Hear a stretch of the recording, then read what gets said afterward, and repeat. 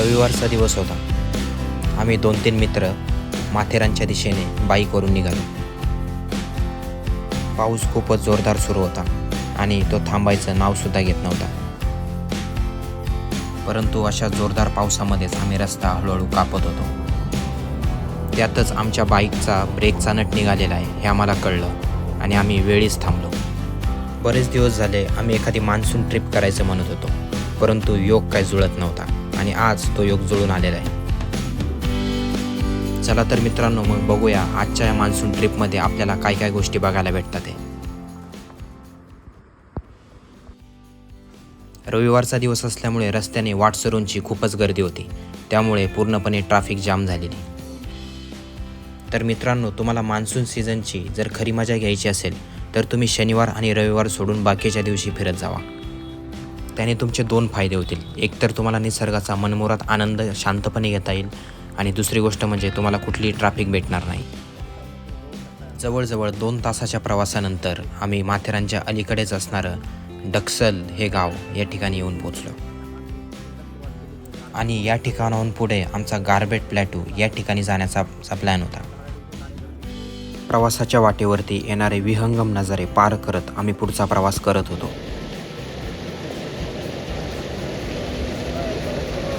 पावसाचं प्रमाण जास्त असल्यामुळे डोंगर रांगेतून खाली येणाऱ्या पाण्याचा वेगही जास्तच होता. हळूहळू प्रवासाचा एक टप्पा पार करत आम्ही निसर्गाला गवसणी घालत होतो.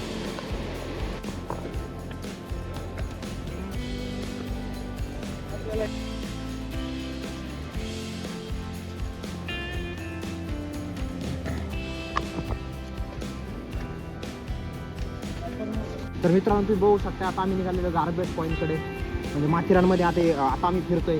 वेगवेगळे प्रकारचे धबधबे, त्याच्यानंतर ह्या ज्या काही निसर्गाच्या वाटा आहे या अनुभवतोय.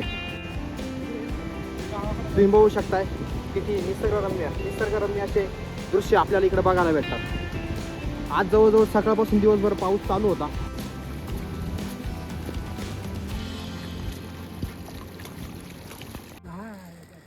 तो रस्ता तो तिकडेच खाली जातो ना. डिक्सळमध्ये आपण गाड्या लावलेल्या आहेत ना, तिथे जाऊन आता आपल्याला गाड्या घ्यायच्या. मग ते इकडूनच असं जायला लागलं आपल्याला. डिक्सळला जायला इकडून आहे का रस्ता असा? इकडून पण आहे. हो, हा पण आहे. सोप्पा कोणता आहे, हा का तो आहे? सोपं पाणी तुम्हाला भेटणार नाही, मग तो रस्ता. हाच रस्ता का? मग त्या पठारावरून डायरेक्ट आम्ही तिकडे जाऊ का? पठारावर नाही, इथं खालीच यावं लागेल तुम्हाला. खालीच यायला लागेल. या गावात यायला लागलं म्हणजे इथं. पत्रा दिसतोय, ते लाल रस्ता दिसतोय तोच का? हा, तोच. तिथून वर किती अजून एवढं केवढा वरती आहे.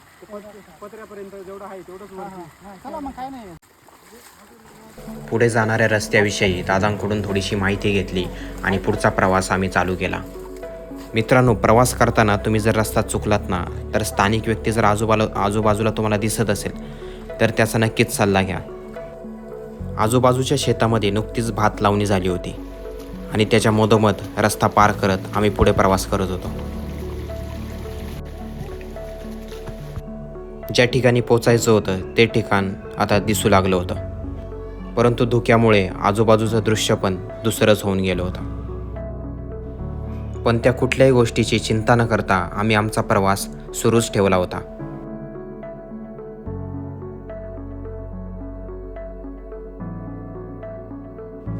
बोल बोल करता पठाराच्या आम्ही जवळजवळ मध्यापर्यंत येऊन पोचलो होतो.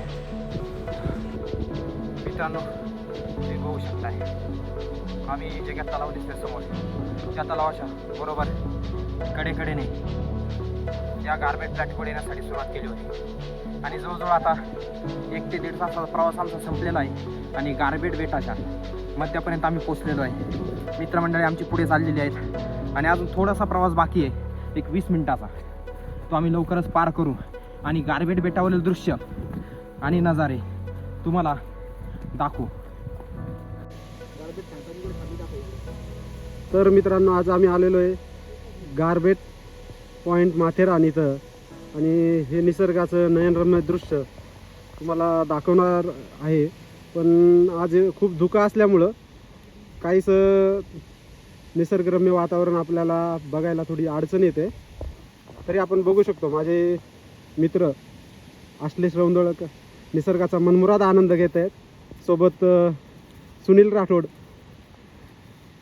निसर्गाची मजा घेताना अतिशय नयनरम्य दृश्य आहे. परंतु धुकं आल्यामुळं आपल्याला हे ठिकाण व्यवस्थित दिसणार नाही, व्हिडिओमध्ये व्यवस्थित दिसत नाही आहे. तरी सुद्धा तुम्ही अवश्य इकडे भेट द्या आणि या निसर्गरम्य वातावरणाचा आनंद घ्या. मस्त. मित्रांनो, हा जो काही गारबेट पॉईंट आहे हा चढून आल्यानंतर खूप अशी ताण लागली होती आणि पावसाळ्याचे दिवस असल्यामुळे आम्ही काय पाणी सोबत बाळगलं नव्हतं. परंतु वरती गारबेट बेटावरती चढाई करत असताना जो काय आमच्या शरीराला घाम आलेला आहे त्या घामामुळे शरीरातलं पूर्ण पाण्याची पातळी आमची कमी झालेली आणि त्याच्यामुळे आम्हाला गारबेटवरती आल्यानंतर एक पाण्याचा पॉईंट या ठिकाणी भेटलेला आहे, ज्याला आपल्या गावठी भाषेमध्ये उपळी असं म्हणतात. पाण्याचा जमिनीतून येणारा पाझर, ज्याला उपळी असं पण म्हणतात. आणि हे अतिशय दगडाच्या कपारीतून एकदम असं भेगेतून पाणी येत आहे. आपण त्याचा आनंद घेऊया. मित्रांनो. पूर्णपणे असं धुक्याचं वातावरण निर्माण झालेलं आहे, त्याच्यामुळं आजूबाजूचं आहे ना दृश्य पूर्ण गायब झालं आहे आणि या ठिकाणावरून कोणताच असं आजूबाजूचा डोंगर आपल्याला दिसत नाही आहे. धुक्यामुळे तुम्हाला व्हिडिओमध्ये दिसणार नाही ते. दुसरंच हे धबधबे आता आमच्या डोळ्यांना दिसतात आहे, ते कॅमेराच्या असे दिसत आहेत. पडद्यामधून आपल्याला ते काही दिसणार नाही आहेत. पण तर मित्रांनो, उशीरही खूप झाला होता. आम्हाला परतीचा प्रवास लवकरच सुरू करायचा होता आणि धुक्याचं प्रमाणसुद्धा खूप वाढलं होतं. त्यामुळे लवकरच त्या ठिकाणावरून आम्ही काढता पाय घेतला. तर मित्रांनो, तुम्हाला आमचा या निसर्गरम्य ठिकाणावरील प्रवास कसा वाटला नक्की कमेंट करून सांगा.